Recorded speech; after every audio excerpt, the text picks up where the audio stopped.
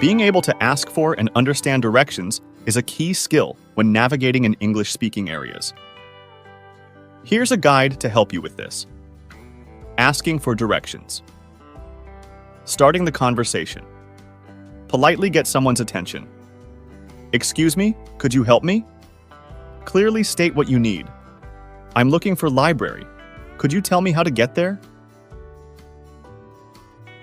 Common phrases for asking directions. Could you please show me the way to library? I'm trying to find library. Do you know where it is? I seem to be lost. Can you point me in the direction of library? Clarifying questions. If you're not sure about something, ask, is it far from here? For more specific guidance, should I take the first left or right? Understanding directions. Basic directions. Go straight. Turn left. Take a right at tea shop. It's on your left. Cross the street. Go past meat shop. Estimating distance. It's a 5-minute walk. It's about 2 blocks away. You'll see it right in front of you. Seeking confirmation. So I go straight and then turn left at the traffic lights, right? Is it next to the cafe shop? Helpful tips. Be attentive. Pay close attention to the instructions. Repeat back directions.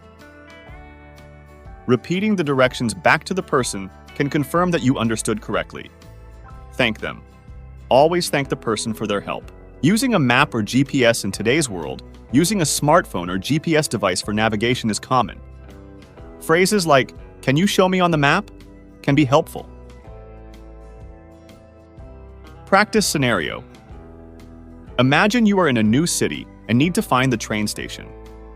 Approach someone and ask for directions using the phrases above. For example, "Excuse me, I'm trying to find the train station. Could you tell me how to get there?" Remember, people are generally willing to help with directions. Don't hesitate to ask more than one person for clarification. With practice, you'll get better at understanding and giving directions in English. Good luck and happy navigating!